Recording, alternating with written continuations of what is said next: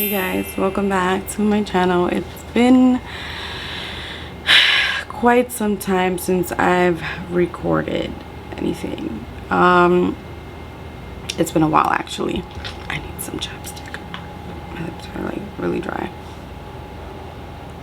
Well, for starters, let's welcome July. Okay? Happy 1st of July, everyone. As you may or may not know, July is Sarcoma Awareness Month. It is one of the cancers that are rarely acknowledged, I guess you would say, because it is so rare and the variation of sarcomas are just one too many. As you guys know, I was diagnosed last year with synovial sarcoma. It is a soft tissue cancer that is formed in muscles, ligaments, soft tissue, and amongst other July. So let's welcome July. It is the first day of July. Wow, time really does fly. And as some of you may or may not know, it is Sarcoma Awareness Month. It is one of the cancers that are rarely acknowledged because it is a rare cancer. Not a lot of many people know about it, and in the places that it forms, it could literally be in like soft tissue, fat, muscles, ligaments, bone, and it could appear in anywhere, pretty much. It could appear in your arm, it could appear in your thigh, your legs, my foot, like what happened to me. I've seen it appear in like a little girl's hand. Again, this is very important to me. It's been crazy months that have passed. I've been in school, so I haven't really been on, recording anything. So I do apologize. A lot has happened. Again, I've been in school, so I've been focusing on that, as you guys know or may not know. For those who are new, welcome. Again, I was diagnosed with cancer last year. I finished chemo last year in December. I had another massive surgery, which was the amputation of my 4th metatarsal. So now I do have 4 toes, like the Bart Simpson, like most cartoons. It did happen on my left foot, oddly enough, right? And after that surgery, I forgot how many rounds of radiation, but or like cycles. I don't know if it was like 26, 29, I can't remember, maybe 26, 27, I don't know, something around that number. And then after that, excuse me, I had something in my eye. And then after that, in between my radiation, I began doing physical therapy. They did give me like about 9 sessions or so, which is what they're supposed to give you, especially like if you have insurance or whatever, which went well. But then towards the ending of my radiation, it was giving me issues, so I had to stop because my foot was so inflamed from the radiation that I was receiving. I developed blisters on my foot. It was the most horrific thing ever. I've had blisters, but nothing compared to this. It was just horrible, horrible, horrible, horrible. But I finished my last 2 physical therapies around late June, thankfully. And that was it. And it was just a waiting game from there. My therapist had to call my insurance, to explain to them that I needed more sessions. It was just a whole mess, pertaining to physical therapy, like trying to get more physical therapy. These things with the insurance, it's a hassle. So I kept harassing them and calling them. I don't care, you guys. Your health comes first. Let me tell you, that's just it. Your health comes first. So harass them all you want, doesn't matter. It is your life, not theirs. So I'm always advocating that. Eventually my insurance did approve like for one session of therapy, and I guess it's just to kind of like, you know, it's the assessment, so to speak. It's the assessment that they're gonna make to see if I really do need it, which I know I do, and my physical therapist also said it, and my doctors have also said it, like confidently, you know. Did I say confidently right? I don't know, forgive me if I said it wrong. I can't think right now. Anyways,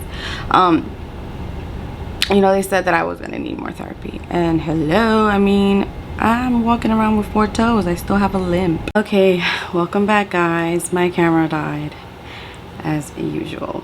You lie. No, I don't lie. No, I'm just kidding. But yeah, next week I believe is my last week of school. Like, my classes end next week. Tuesday we're just gonna go over and review, like, I guess, notes and the lecture that was talked about this week. And I believe my last exam for my criminal justice class is on Thursday. I'm not sure about my astronomy. We'll just have to check with my professor if he even gets back to me. Especially like when it comes to the labs. That is just very tedious. But I'm doing very well in the exam. I mean, I'm doing decent, you know, but most of the grade comes from the labs that I do in class. So we'll see. One thing I do notice is that I haven't been sleeping that well, so I do have like a lot of dark circles. You guys can see. It's not a pretty view, but it is what it is. And I think I mentioned it in one of the last videos that I uploaded, where I talked about meeting with a psychologist, you know, a therapist, just to kind of like gain some perspective from their side on how to deal with managing stress and feelings or thoughts of anxiety and feeling overwhelmed and things like that.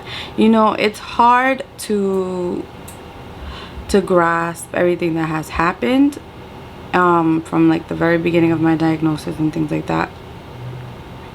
You know, COVID did a lot of things. It kind of kept us from being with families, and to be honest with you, in the very beginning of my diagnosis, I was stressed. I was in a lot of stress.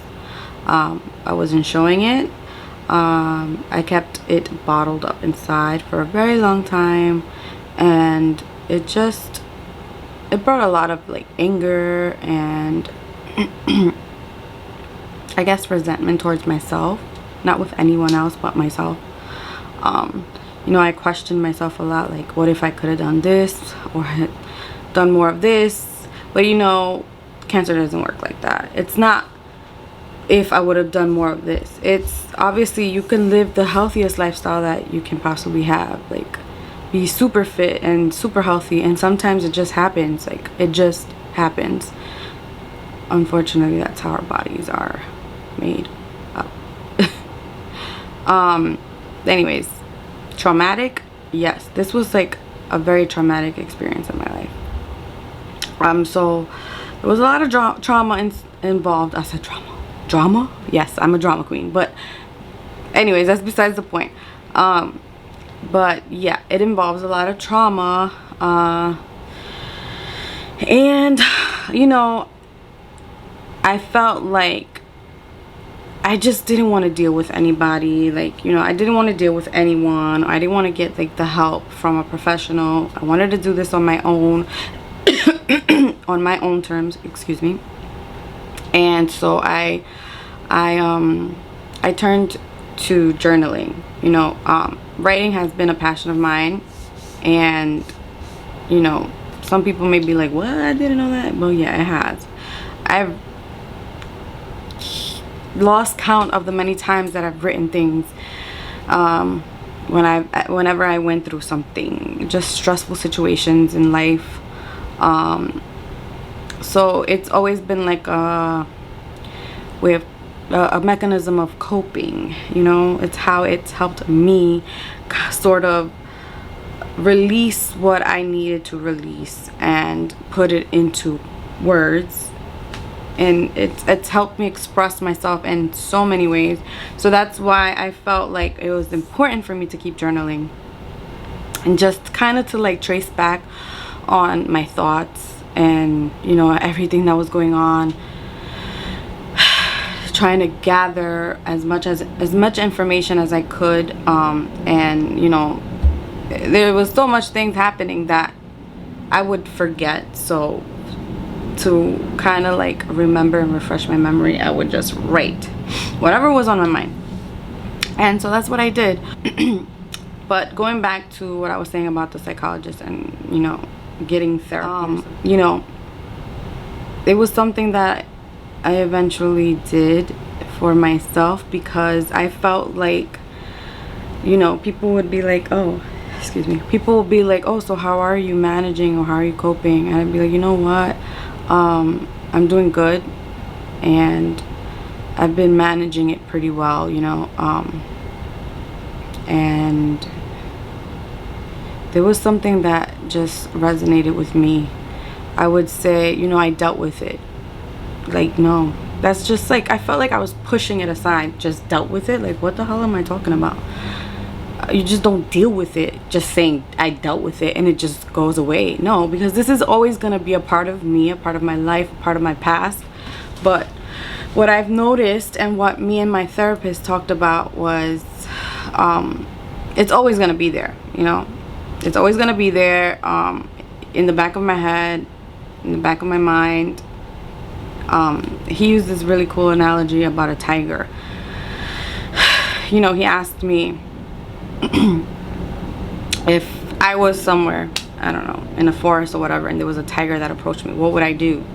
I answered, I would try not to panic, but we're human, you know, we're built that way, to panic and to have fear and things like that. We're not fucking superheroes that think that we're like untouchable and isn't afraid to show vulnerability, which is what I've been doing ever since this whole thing has happened. I've been able to be vulnerable. I've been able to be open about it. I've been able to allow myself to cry when I need to cry, and have fears. But like I said before, I just banged my finger. The most important thing is those things are gonna come up in life, granted, but you cannot let it linger for too long, you know. You have to keep pushing yourself no matter what is thrown at you.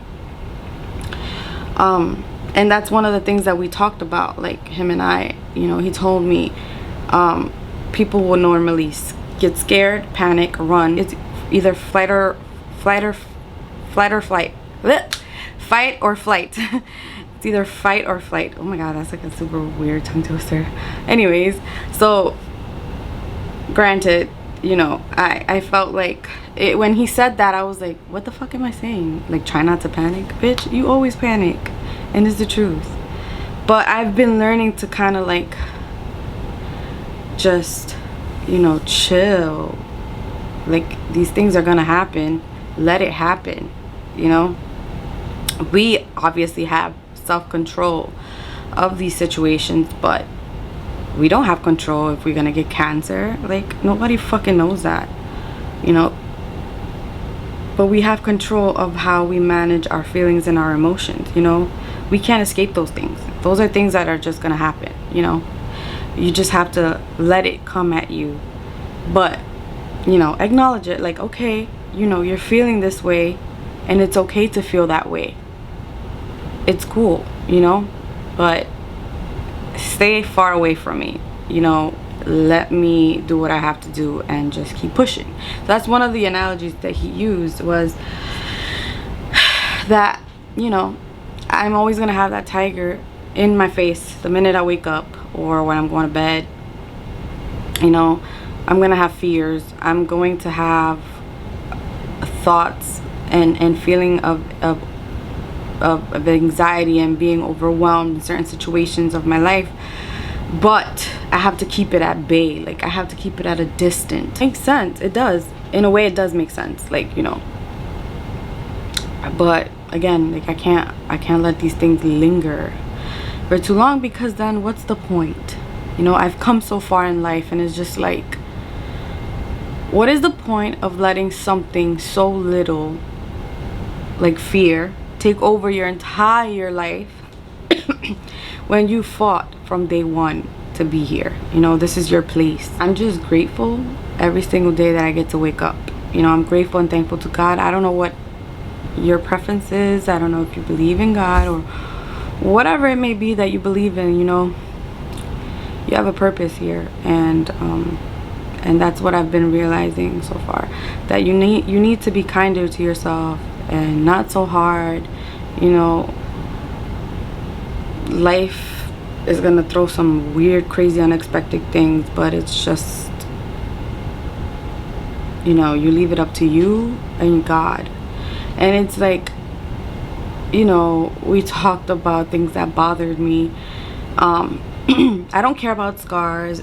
I don't care about any of those things, but the thing that bothers me the most is the fact that, you know, with therapy I've made some improvement, but not like the improvement that I would want to make or see right away. You know, it's gonna take time, and sometimes I feel like I'm so hard on myself, like I haven't done enough for me personally regarding my foot.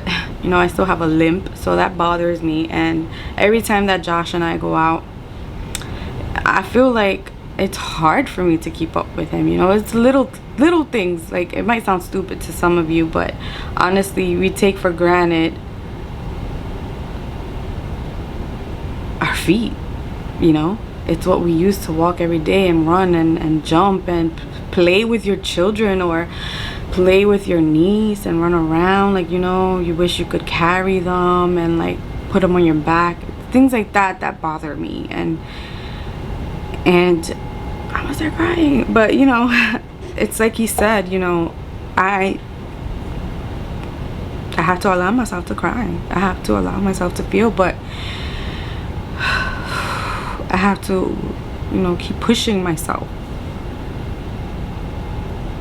But most importantly, I have to remember that I sacrificed a part of my body, like a part of my foot, in order to live. You know, it was a decision that I had to make, and it wasn't something I gave it a second thought, like, okay, what if I don't take it up? No, it was just, okay, do what you have to do. If this is gonna permit me to keep living and it won't come back, then take it away. You know, it's a sacrifice that I made for myself, for my life, and I don't regret it. I don't. I just, you know, I wake up sometimes and I'm chilling, I'm doing my business, I'm you know, going about my day, I'm cooking and stuff like that, I'm cleaning, whatever.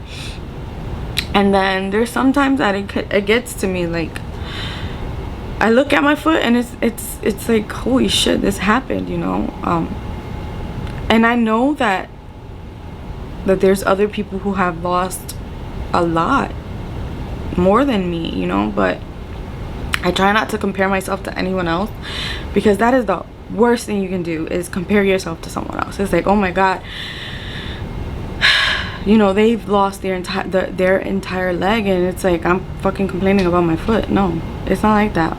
You cannot compare yourself to someone else, because everybody feels different, you know. But you could look at it in a positive way, like, look, they're still fucking living, you know, and so can you, and you're gonna be okay. And I'm just grateful for that. Like, I'm grateful to be alive and to be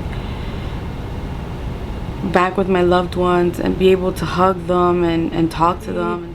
I would say by mid-July, like the 20th or something like that, around that week, you know, I get my scans. I get my PET scan, I get my MRI, I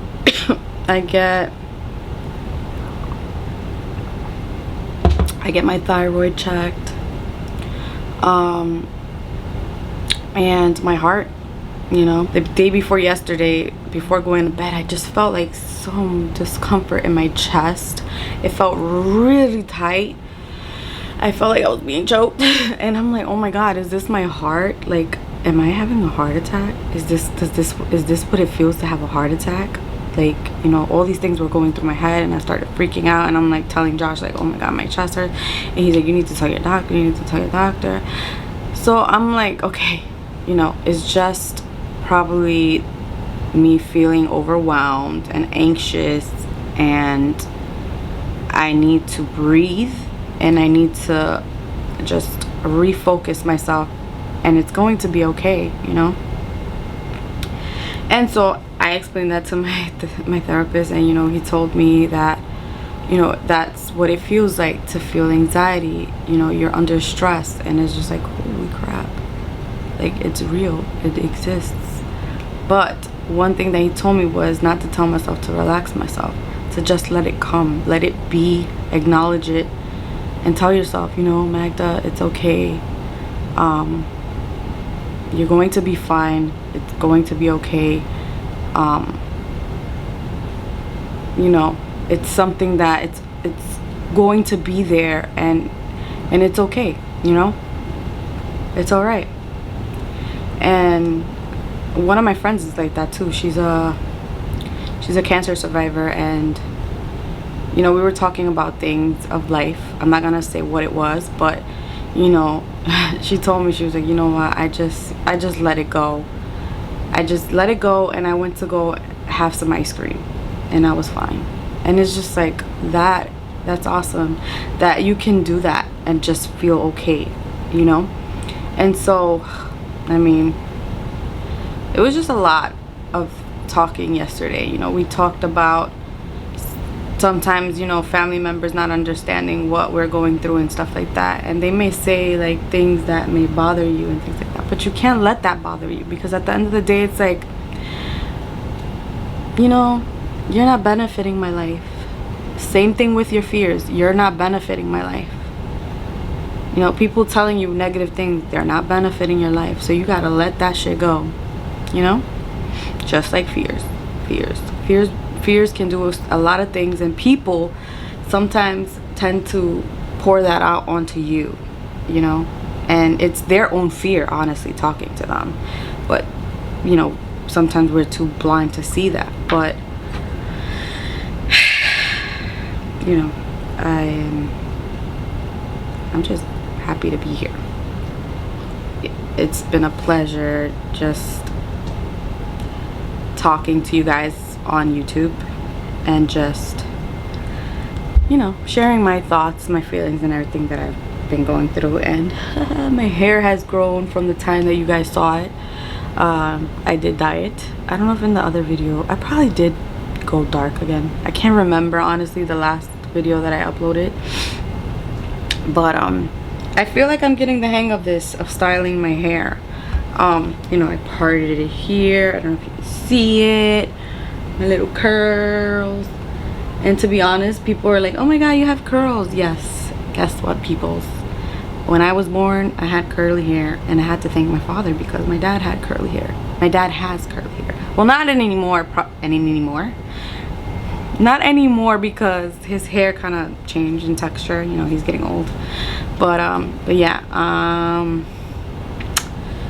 What else? Oh, one thing for sure is that my dad came over last week from Puerto Rico, so that was really exciting and nice. It was nice. I felt like crying the minute I hugged him.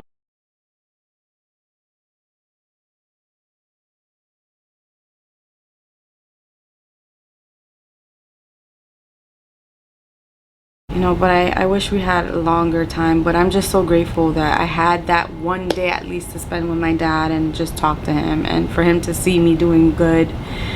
I miss him. Like, you guys, don't ever take your parents for granted. You know, they're everything to you. They've given you life. You know, even if you've ever rebelled against them or didn't agree with whatever upbringing they gave you, if they were strict, they did it for a reason. And sometimes it's hard to understand when you're that young, but as you get older, you will what's the word I'm trying to say? You will appreciate the values that they brought upon you as you were growing up. You will learn all of that.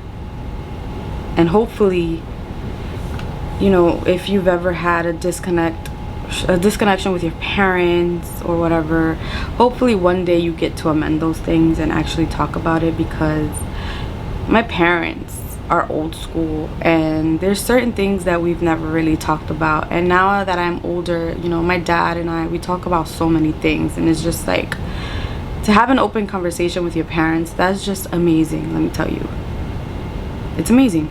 And I'm so grateful that he was able to come down here, even if it was for a short time, you know. I don't know, I just feel happy. Today is a good day. Today's a good day, and I start my therapy today. We'll see how that goes. So all right guys, I will catch you guys later. I hope that you are doing well, that you guys are staying safe, and that whatever it is you're going through there, hang in there, you guys. There is a light at the end of that tunnel. And again, I want to say thank you for subscribing to my channel. I think I have like 74 subscribers. Hey, 74 subscribers compared to nobody or one is more than enough for me. And I just want to say thank you. You know, I want to say thank you for subscribing, thank you for watching, thank you for liking, thank you for sharing, thank you for your comments. I appreciate everything from the bottom of my heart. And I'll catch you guys later. Don't forget to like, share, subscribe, comment down below, and inspire someone else, you know. Peace.